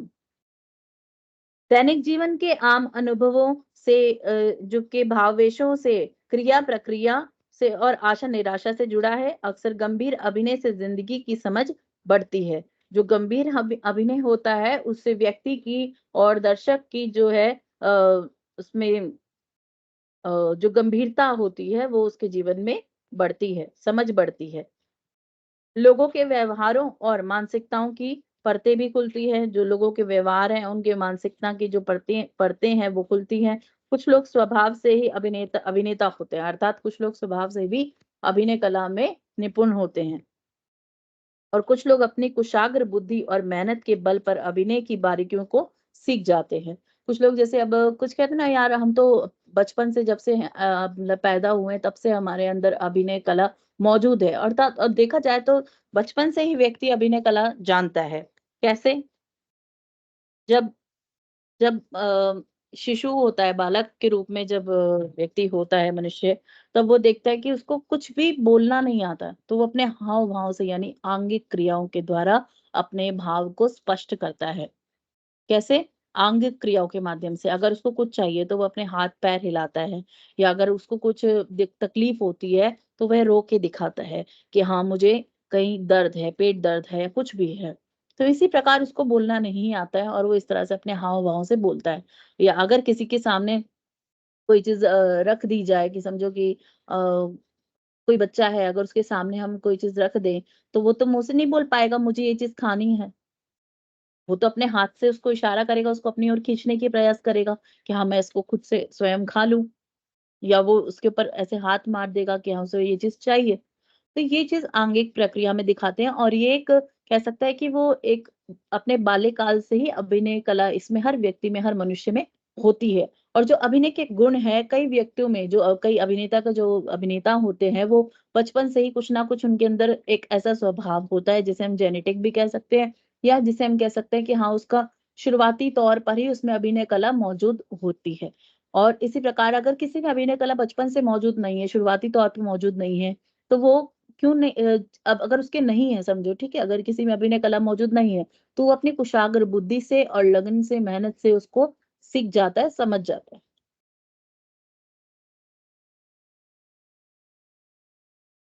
अब अभिनय का उद्देश्य क्या है? इसको हमें जानना है कि अभिनय का उद्देश्य है नाटक के कथ्य को निर्देश की दृष्टि से पूर्ण प्रभाव के साथ दर्शकों तक पहुंचाना। कलात्मक रचना कलाकार की निजी अनुभूति, भावना और विचारों की निष्पत्ति होती है। कला के दो प्रकार होते हैं, व्याख्यात्मक और रचनात्मक। अभिनेता की कला नाटककार के अनुभूतियों, भावनाओं और विचारों को दर्शकों तक संप्रेषित करती है। कैसे? कि अगर निर्देशक क्या चाहता है, नाटककार क्या चाहता है, उसका हाव भाव, उसका स्वभाव, या उस नाटक से उसकी क्या रुचि है, कि उसने इस विषय को चुना है। जो भी एक निर्देशक या नाटककार उसको चुनता है, विषय, किसी भी विषय को चुनता है, तो उसका क्या उसके पीछे उद्देश्य है, उसके मन में क्या भावनाएं चल रही हैं, क्या वो इससे से समझता है कि एक इस नाटक को जब प्रस्तुत किया जाएगा तो उसकी भावनाएँ उसमें प्रकट होनी चाहिए, उसकी वो भावनाएँ झलकनी चाहिए और दर्शकों तक पहुँचनी चाहिए। और जब ये जब रंगानुभूति दर्शकों को उस रूप में हो जाती है, उस भाव की अनुभूति हो जाती है, तो वह नाटक सफल नाटक कहलाता है।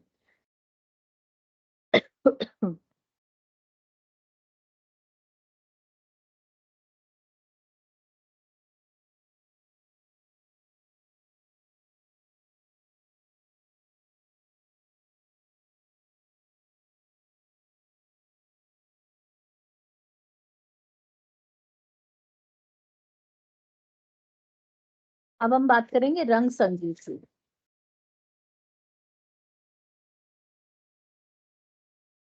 अब हम जब रंग संगीत की बात करते हैं, तो संगीत देखते हैं कि संगीत जो है हमारे कोई भी कला है, संगीत कला है या फिर नाट्य कला है, तो नाट्य कला में जब हम देखते हैं कि संगीत के बिना तो ये संसार ही अधूरा है।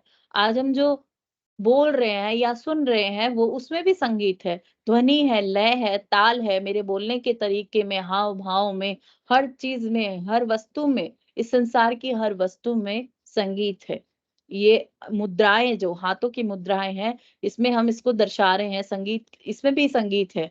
भले हम इसकी अभी आवाज़ नहीं आ रही है, पर इसकी भी हमें हम बारीकी से सुनेंगे तो हमें हमारे हाथ की मूवमेंट्स जो है, उससे भी उसमें भी संगीत है। तो हमारे पूरे जो पूरा हमारा ब्रह्मांड है, उसमें संपूर्ण ब्रह्मांड में हम देख सकते हैं कि उसमें पूरा संगीत समाहित है। तो अर्थात जब हम संगीत की बात करें, तो वह नाटक में कैसे हैं और क्यों हैं, वो चीज़ को समझना आवश्यक है और उसमें क्या उसका महत्व है। तो जब हम नाटक की बात करते हैं, तो हम देखते हैं कि नाटक में जो है जो संगीत है वो अत्यधिक महत्वपूर्ण है और जब हम नाटक किसी भी नाटक को हम देखते हैं, तो उसमें जो रुचि आती है हमें, जो उसमें हम एक अनुभूति जो हमें प्राप्त होती है कि हमें उस नाटक से संबंधित उसका गीत मिलता है, उसका संगीत मिलता है। जब हमें उससे संबंधित गीत संगीत मिलता है, तो हमें उसको और देखने की इच्छा अधिक बढ़ जाती है। उसका जो भाव है उसमें और हमें स्पष्ट रूप से समझ आता है।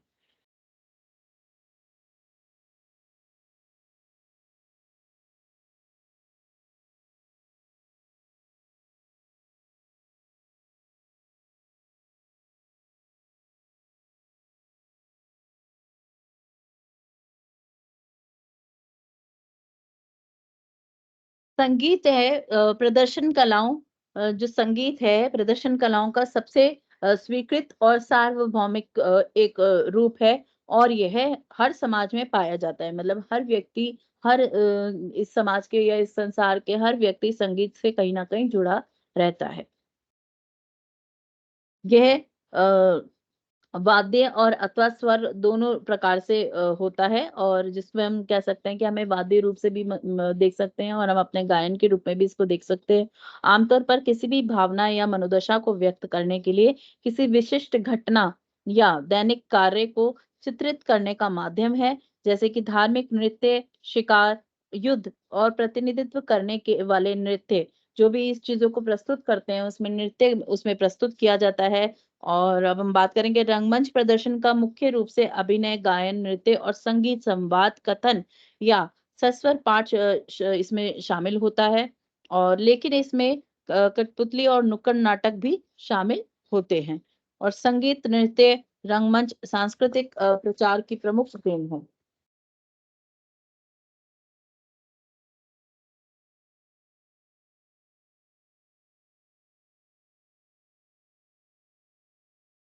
आगे हम चर्चा करेंगे पार्श्व कर्म की, कि पार्श्व कर्म की क्या भूमिका है। तो पर्दे के पीछे से पर्दे पर अभिनय करने वाले पर्दे के पीछे से पर्दे पर अभिनय करने वाले व्यक्ति और जो उसको सफलता प्रदान करने वाले जो मुख्य पात्र है उसे हम क्या बोलते हैं पार्श्व कर्मी और पर्दे के पीछे नाटक को एक संतुलन रूप प्रदान करना और उसे बल प्रदान करने वाले कौन होते हैं पार्श्व कर्मी रंगमंच के पीछे परिकल्पना दृश्य बंद परिधान रूप सज्जा यानी मेकअप वगैरह करना सजावट करना और रंगलोक विशेष प्रभाव संगीत जो विशेष प्रभावशाली संगीत होता है जो विशेष रूप से किसी भी स्थिति को दर्शाने में महत्वपूर्ण होता है या उसको जिसका आभास कराने में संगीत का एक महत्वपूर्ण योगदान है। ध्वनि के रूप में उसे प्रस्तुत किया जाता है। जैसे कि भी युद्ध की स्थिति को दिखाया जाता है तो ध्वनि के रूप में उसको दिखाया जाता है कि ध्वनि बजाई जाती है, फिर उसके बाद युद्ध चालू होता है, उसका आरंभ होता है। और किसी भी चीज़ के जैसे हास्य रूप में कुछ दिखाना है तो उसमें पीछे से बैकग्राउंड हँसती हुई आवाज़ें देना, उस तरह का उसको एक हास्य रूप प्रदान करने के लिए प्रयोग होती है। और अगर जैसे किसी को एक तालियों का गड़गड़ाहट अगर नाटक के उसमें कहीं सुनानी है तो नाटक की गड़गड़ाहट में उसमें तालियों की गड़गड़ाहट को जोड़ा जाता है, जिससे उसमें और एक मतलब एक दर्शकों में रुचि आती है और उसका एक बहुत अच्छा एक प्रभाव पड़ता है। और यह जो है नाटक को एक ढाँचा प्रदान करने वाली एक महत्वपूर्ण ईंट के समान में कार्य करती है, जो धीरे-धीरे फिर वो एक बड़ी इमारत के रूप में निखर कर सामने आता है। परंतु इनकी ना कभी चर्चा हुई है और ना ही चर्चा की जाती है। इनका कार्य किसी को मतलब उस समय दिखाई नहीं देता, सिर्फ़ नाटक की चर्चा होती है, अभिनेता की बात होती है, निर्देशक की बात होती है, अन्य सभी अंगों की बात होती है, परंतु पार्श्व कर्म को इतना अधिक याद उसमें उसको उतना सहयोग, उतना भाव उसको नहीं दिया जाता।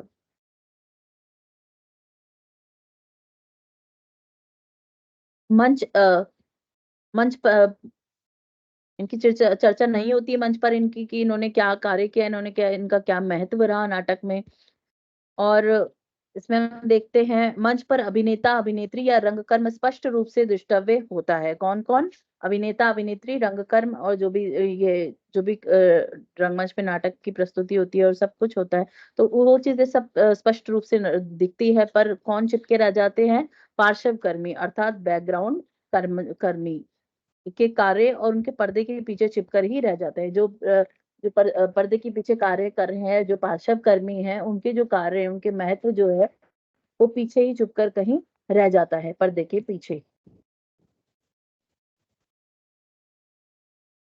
किसी भी नाटक को प्रभावशाली बनाने में निर्देशक, अभिनेता, अभिनेत्री के साथ-साथ पर्दे के पीछे कार्य करने वाले व्यक्तियों का योगदान मूल्यवान होता है, पर उनको इनका मूल्य नहीं दिया जाता और नाटक में कहानी कलाकार अभिनेता का जितना महत्व होता है, उतना ही नेपथ्य का भी होता है और प्राचीन काल में पर्दों पर बड़े-बड़े महल, किले, बाग-बगीचों की पेंटिंग और इनको जो प्रस्तुत किया जाता है या उनके दृश्य के अनुसार ही पर्दे पर उसे खींचकर अलग-अलग प्रसंगों के लिए प्रयोग किया जाता था और उसको अभिनीत किया जाता था।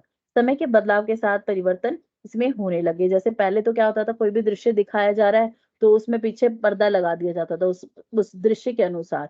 तो अब जैसे पहले तो ये चीज़ हो जाती थी, पर अब क्या होती थी कि अब जैसे-जैसे वैज्ञानिक आविष्कार हो रहा है, वैज्ञानिकता बढ़ रही है, तो उस आधार पर प्रोजेक्टर्स लगाए जाते हैं या फिर उस स्थिति को मंचन पे पूरा उसको दर्शाया जाता है, जो स्थिति उसमें वो चाहते हैं।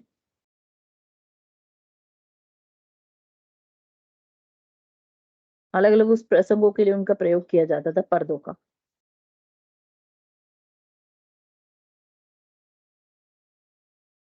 आने वाले समय फिर क्या बदलाव हुआ समय के साथ कि पर्दों के स्थान पर छोटे-छोटे जो चौखटें होती थी उसका प्रयोग होने लगा, जो लाइव रूप से उसको दिखाया जाता था।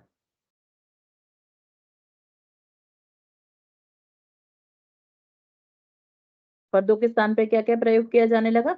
पर्दों के स्थान पर छोटे-छोटे बड़े चौखटों का प्रयोग किया जाने लगा और वर्तमान में जो पर्दों के स्थान पर मशीन का प्रयोग होने लगा, प्रोजेक्टर्स का प्रयोग होने लगा। और जैसे प्रोजेक्टर के माध्यम से प्रसंग अनुसार चित्र लगाए जाते हैं। नाटक के नेपथ्य तथा पार्श्वकर्मी अनिवार्य एवं सहायक तत्व हैं और अतः नाटक की रोचकता का आधार नेपथ्य और पार्श्वकर्मी ही हैं। एक अच्छे नाटक का विधि पूर्वक मंचन करने में विविध प्रकार की तकनीकी और मानवीय अनुभव की आवश्यकता होती है। ठीक है? तो यह एक अच्छा निर्देशक ही इस विषय पर तर्क सहित फैसला कर सकता है कि इससे मंचन प्रस्तुति किस तरह से सीमा तक प्रकाष्ठा पर पहुंचने में सफल होती है। और थिएटर जगत बहुत विस्तृत है और इसमें हम देख सकते हैं कि आज का निर्देशन जो है वो पुराने ज़माने के निर्देशन से कई महीनों में अधिक उत्तरदायी है। उस पर नाटक और कलाकारों का चयन करने की ज़िम्मेदारी होती है। क्या होती है? नाटक और कलाकारों की चयन की जिम्मेदारी होती है, किस पर? निर्देशक पर। और मंच नृत्य प्रस्तुति के अतिरिक्त भी उसे अन्य नेपथ्य विधान, मंच प्रकाश, पार्श्व संगीत किस-किस का ध्यान रखना पड़ता है?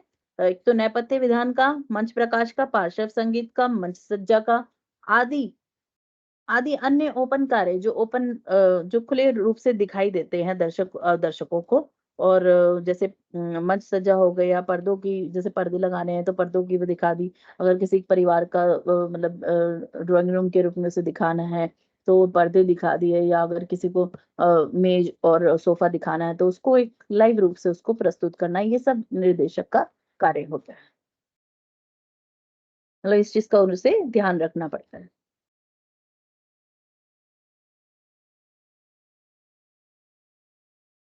मतलब पूरे नाटक में जितने भी वस्तु उपयोगी होती है उसका देख-रेख उसका पूरा उनकी उसकी ज़िम्मेदारी एक निर्देशक पर होती है। संपूर्ण नाटक व्यापार से सुई से लेकर हाथी तक का स्थान निर्धारण करना होता है। अगर उसमें एक सुई का भी प्रयोग हो रहा है या एक हाथी का भी प्रयोग हो रहा है, मतलब छोटी से बड़ी अर्थात छोटी से बड़ी वस्तु का, चीज़ों का एक निर्देशक को ध्यान रखने का एक एक उन्हें अ एक प्रकार से हम देख सकते हैं कि उनको एक उसका भार होता है, उसका एक उनको भार मिला होता है कि आपको ये सब कार्यों को देखना है।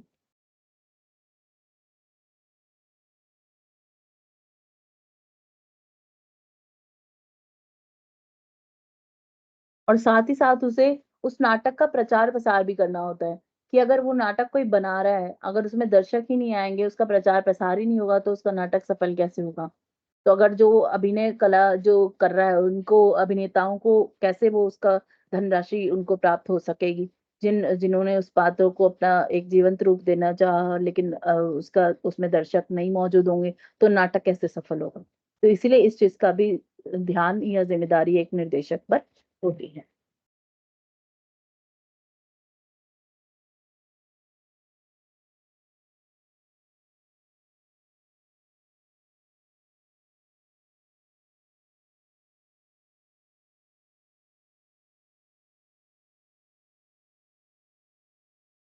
तो नाट्यशास्त्र को संगीत का आधार ग्रंथ माना जाता है।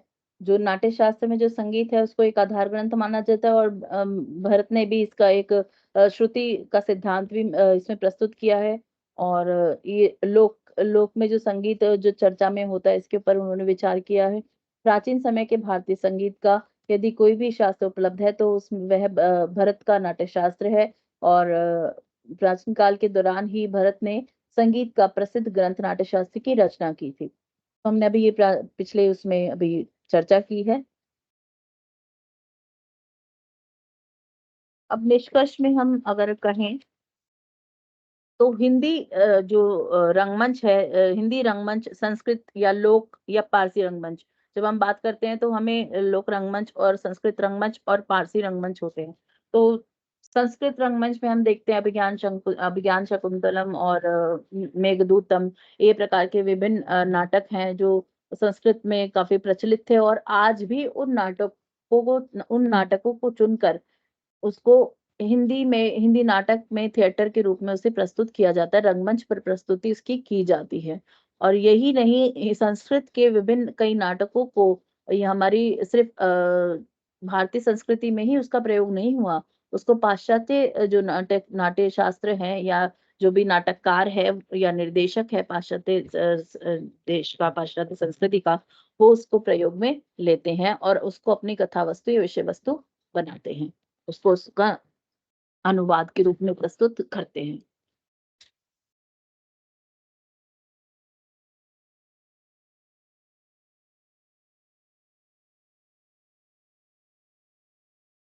तो इसी तरह से लोक लोक जो है, लोक रंगमंच हो गया या फिर संस्कृत रंगमंच हो गया और पारसी रंगमंच हो गया, ये सब काफ़ी प्राचीन रंगमंच है, और उसके बाद ही हमारा हिंदी का रंगमंच विकसित हुआ है, जो आज भी नाटक प्रदर्शित किए जाते हैं।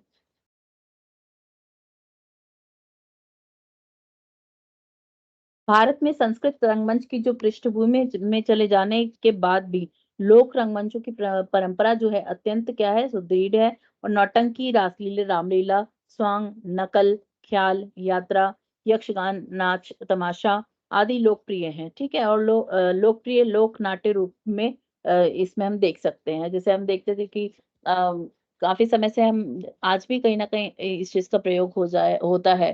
जैसे कई सड़कों पर अपनी कला को प्रस्तुत करते हैं और अपनी कला को दिखाकर दर्शकों को दर्शक अर्थात जो उन्हें देख रहा है उनको एक मनोरंजन के लिए उन्हें उन्हें प्रस्तुत करते हैं, कई इसको पैसे के लिए करते हैं कि हाँ, वो जो भी एक एक माध्यम से अपना कोई भी अपना अनुभव या कुछ भी उसमें प्रस्तुत कर रहा है, अभिव्यक्ति दे रहा है, तो उसके रूप में उसको एक धनराशि मिल सके, इस चीज़ के लिए वो उसको सड़कों पर या एक किसी स्थान पर उसको वो प्रस्तुत करता है।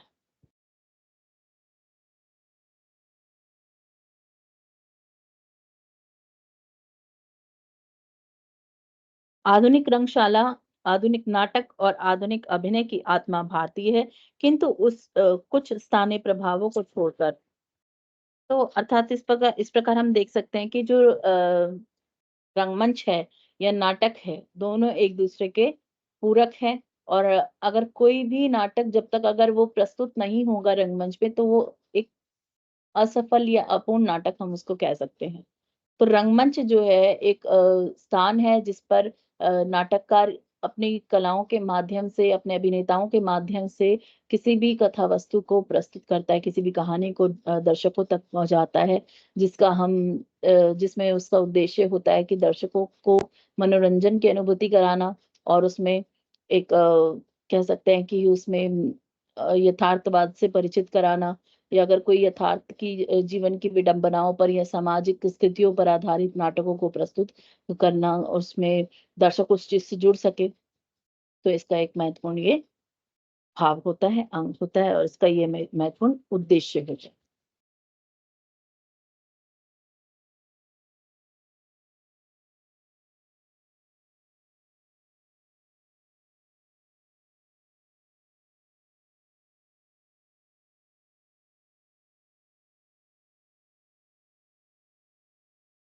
अब जब हम बात करते हैं कि लोक नाट्य या प्रचलित जो भाव के रूप में शैलियाँ प्रस्तुत की जाती है, लोक नाट्य शैलियाँ प्रस्तुत की जाती हैं, वो कौन-कौन सी है? रामलीला है, रासलीला है या लोक यानी जनता से जुड़ी चीज़ें जो जनता के बीच में ही दर्शाई जाती है।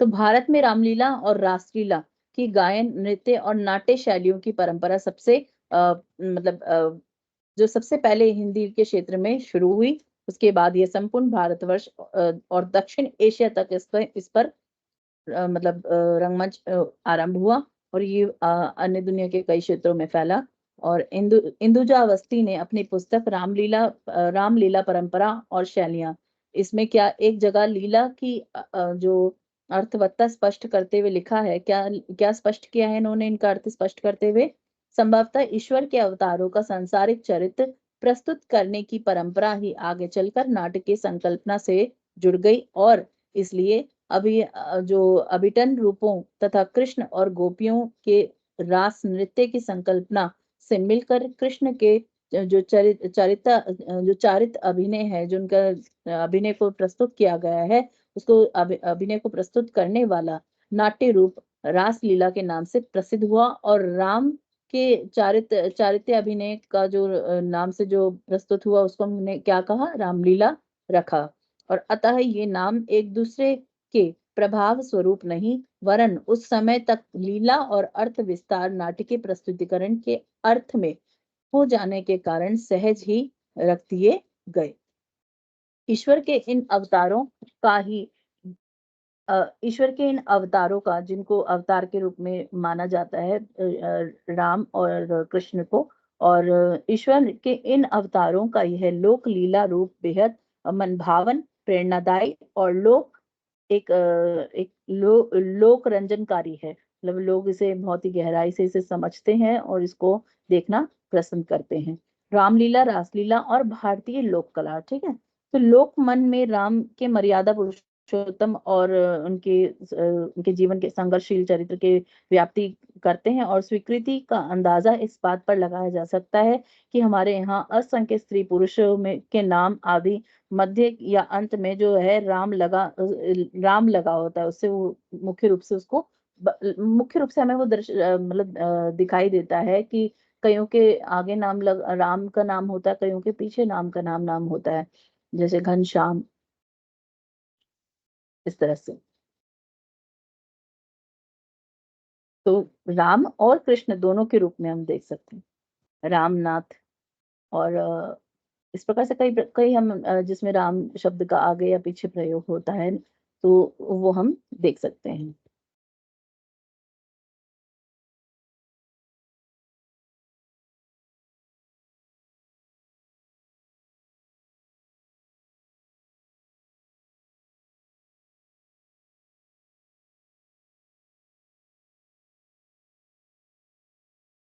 तो इस प्रकार ये लोक नाट्य कला के अंतर्गत आते हैं रामलीला, रासलीला और भारतीय लोक जो परंपराओं पर आधारित होता है और जनता के द्वारा प्रस्तुत किया जाता है जनता की स्थितियों को दर्शाने के लिए।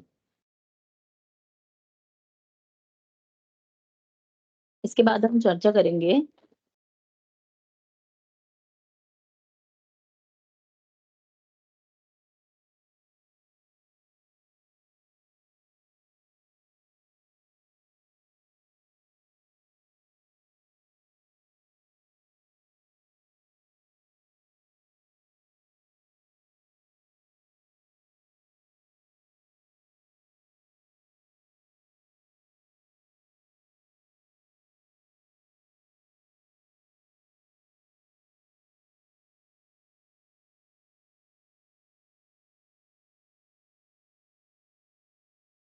तो लगभग जो विषय आज चुने गए थे मेरे जो मैंने अपने पढ़ाने के विषय के रूप में मैंने आज चुने थे वो लगभग संपूर्ण हो चुके हैं, पर फिर भी हम अन्य और विषयों पर भी चर्चा करने का प्रयास करते हैं क्योंकि समय हमारे पास अभी पर्याप्त है।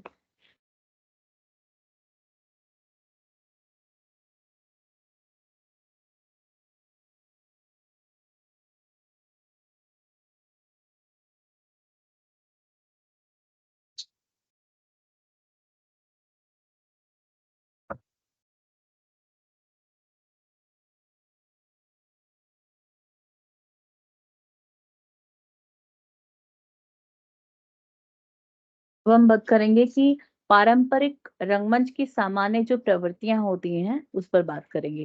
तो ये शैली के अंतर्गत ही आएगा।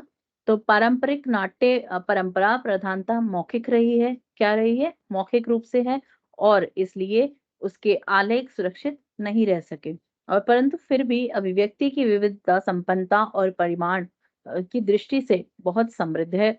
अधिकतर यह माना जाता है कि पारंपरिक नाटक के रूपहीन कृति होती है। जो पारंपरिक नाटक की जो क्या है, एक रूपहीन कृति होती है और उसकी रचना के कोई नियम और व्यवहार नहीं होते। परंतु भारतीय पारंपरिक रंगमंच में ऐसी बात नहीं है।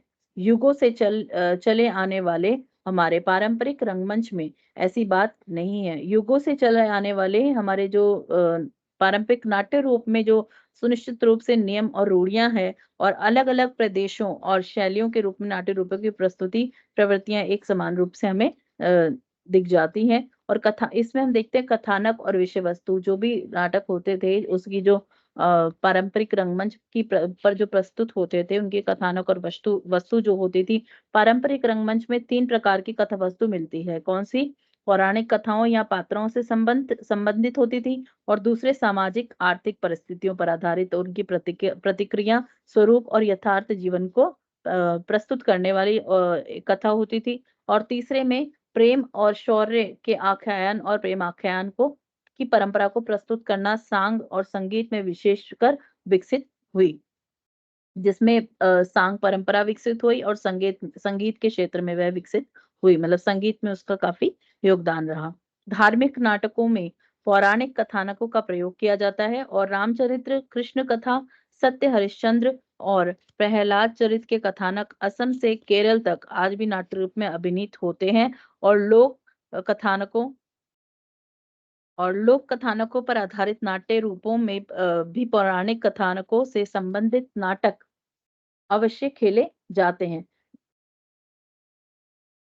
जैसे मांच पद्धति में कौन से हैं? रामलीला मंच, नौटंकी में रामायण अथवा सत्य हरिश्चंद्र जैसे नाटक, जो सत्य पर मतलब उसपे सत्य पर आधारित होते थे।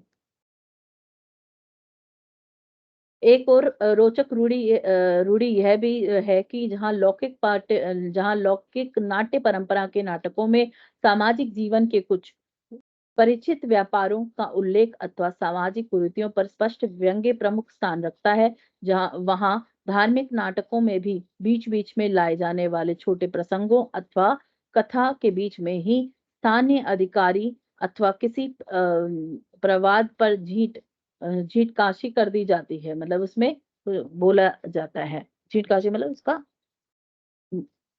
झीटाकशी कर दी जाती है और तमिलनाडु के नाट्य रूप तेरुकुत्तु में कथानक पौराणिक कथाओं पर आधारित होते हैं। तो हम देखते हैं कि पौराणिक जो कथाएँ होती हैं, उस पर आधारित जो रचनाएँ होती थी, जो जो हम देख सकते हैं कि सत्य पर आधारित है, तो सत्य हरिश्चंद्र पर आधारित नाटक को प्रस्तुत किया जाना या फिर रामलीला, रासलीला पर आधारित होता है था नाटक या फिर अन्य लोक में जो जो भी यथार्थ होता था या जीवन की विडंबना होती थी, सामाजिक स्थितियाँ होती थी, परिस्थितियाँ होती थी, उस पर आधारित नाटक की रचना की जाती थी। उसी रूप से उसके संवाद और भाषा शैली होती थी और नाटक जो लिखा भी जो जाता था वो उस समय की भाषा के अनुरूप लिखा जाता था। जैसे ब्रज भाषा है या अवधी भाषा में उसका प्रयोग होता था। जब जब वो पौराणिक रूप से उसका प्रयोग किया जाता था नाटक के रूप में। संगीत और नृत्य भी उस पर आधारित होता था पूर्ण रूप से कि जिस प्रकार का, जिस वातावरण का, जिस देश काल का नाटक है, उसी रूप से उसका संगीत का प्रयोग किया जाता था।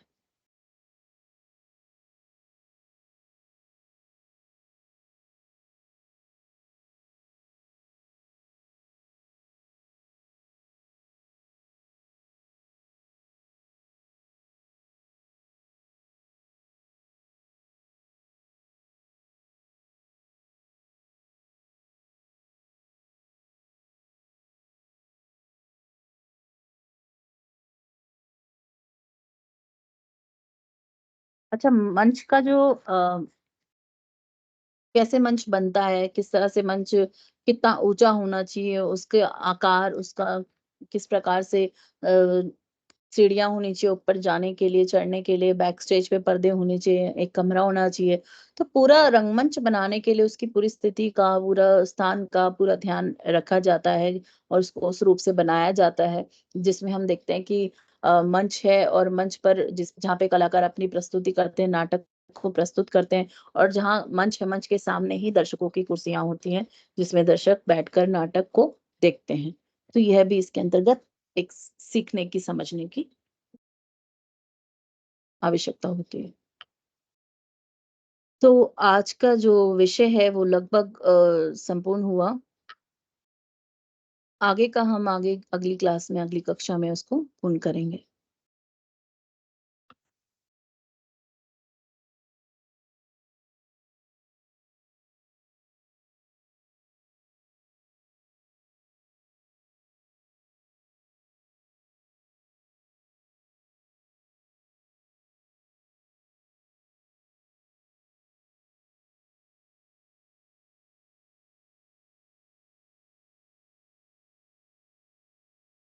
रंगमंच से संबंधित अगर कुछ पुस्तकों की बात करें, तो एक पुस्तक है रंगमंच का सौंदर्य शास्त्र। ये है देवेंद्र राज अंकुर की। या आप एनएसडी से ले सकते हैं और एनएसडी से ही आप अन्य पुस्तकें भी चुन सकते हैं। जो विद्यार्थी चाहें तो एनएसडी जाकर अपनी रंगमंच की संबंधित पुस्तकें खरीद सकते हैं जो चाहते हैं। और अन्यथा आपको जो सेल्फ स्टडी मटेरियल मिलता है आप उससे भी पढ़ सकते हैं। वही आपके लिए पर्याप्त भी है, जिसमें काफ़ी अच्छा दिया होता है।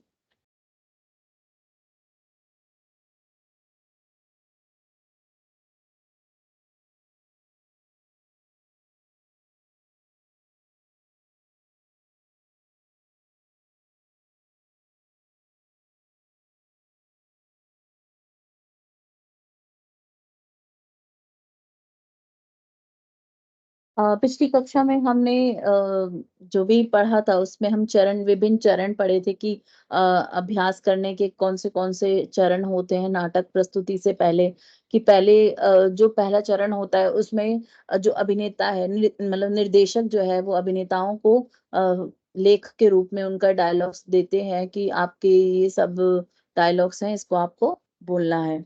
उनको स्क्रिप्ट दी जाती है और पहले दिन तो जब उनको दी जाती है तो वो पहले सिर्फ स्क्रिप्ट को पढ़ते हैं, उसको समझने का कार्य करते हैं। और जब तक उसको वो स्क्रिप्ट पढ़ेगा नहीं, अभिनेता जो कलाकार है उसको पढ़ेगा नहीं, उसको अपने जहन में उसको उसे बिठाना होता है, उसकी जो संवेदना है, मूल भाव है, उसको समझना एक आवश्यक कार्य है।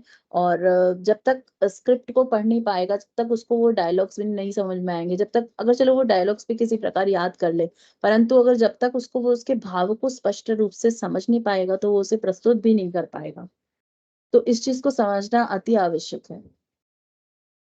तो आपका यह विषय जो है एक प्रैक्टिकल रूप से ऐसा विषय है जिसमें आप अधिक से अधिक रंगमंच पे प्रस्तुत होने वाले नाटकों को जाकर देखें, उससे समझें, उसका अनुभव आप फिर मुझसे साझा करें कि आप जैसे आपने इस हफ्ते या जब भी आपको समय लगे तो उस नाटक को देखें कि आप ताकि आप उसमें उसके जो अंग है, जो उसके प्रस्तुत, जो उसमें मुख्य रूप से तत्व है, उसको आप समझ पाएं कि नाटक में असल में ये तत्व होते हैं और उससे आपको क्या अनुभूति हुई। जो हम रंगानुभूति की बात कर रहे हैं, उस भावना या उस संवेदना की बात करें, मूल संवेदना की बात करें, जो एक दर्शक को वो में प्राप्त होती है। और नाटक को एक सिद्ध करने वाला एक ये तत्व है कि दर्शकों को उस नाटक के जो मूल संवेदना है या मूल तत्व है या मूल भाव है, वह उससे परिचित हो जाता है। तो हमने विभिन्न चरणों की बात की, तो जैसे पूर्वाभ्यास करना, जैसे कोई भी नाटक होने वाला है, नाटक का विषय एक दिया जा रहा है निर्देशक द्वारा कि अभिनय का जो लेख है, आपको इसको पढ़कर, स्क्रिप्ट को पढ़कर आपको इसमें अपने डायलॉग्स चुनने हैं, या आप ये पात्र, मतलब पात्रों का पहले चयन होता है कि हाँ ये पात्र है, ये पात्र है, ये पात्र है। तो जैसे मान लीजिए 3 पात्र हैं, तो पहले पात्र को समझाया जाएगा ये आपका पात्र है, आपको ये डायलॉग्स याद होने चाहिए, आपको पहले इसको समझना है, या तो आगे की बात है तो पहले उसको, उस पात्र को अपने जहन में बिल्कुल उतार लेना, उसको समझ लेना है। फिर दूसरा पात्र है वो भी अपने डायलॉग्स को अच्छे से पढ़ ले, समझ ले। फिर तीसरे पात्र को भी अपने डायलॉग्स को पढ़ना और समझना एक महत्वपूर्ण कार्य है।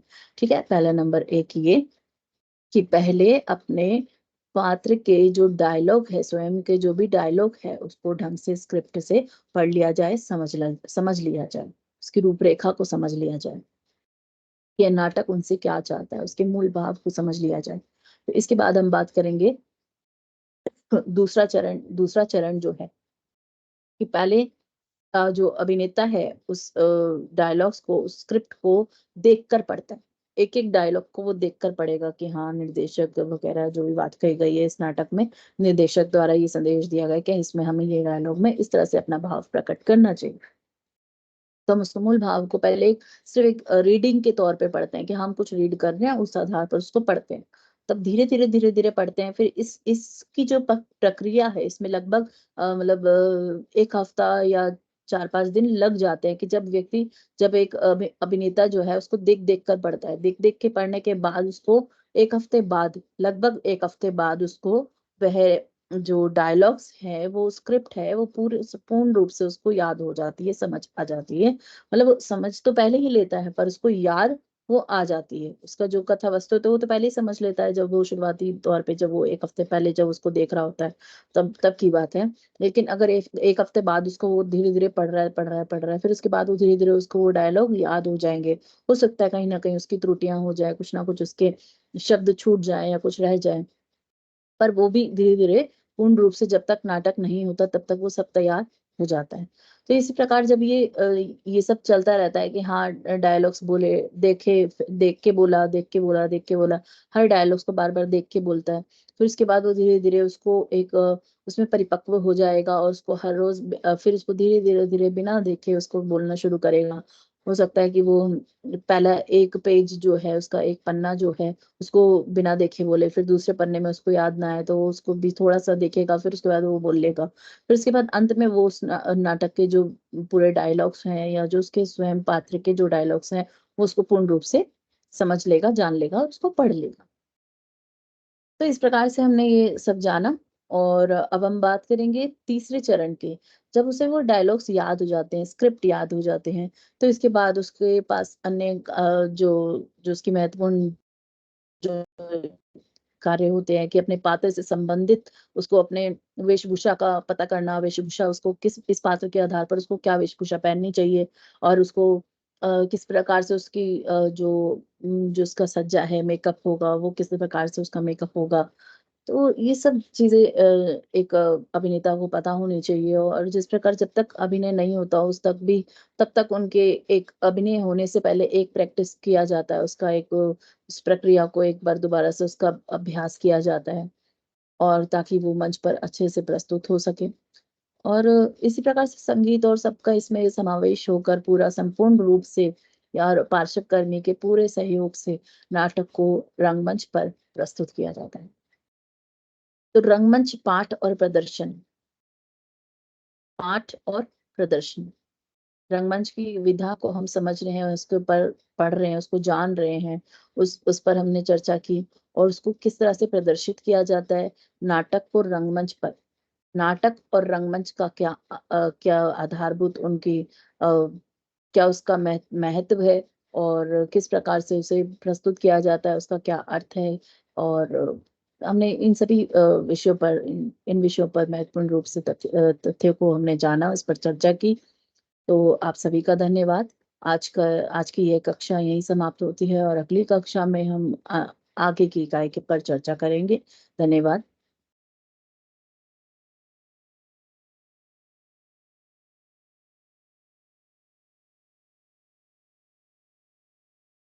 राहुल जी।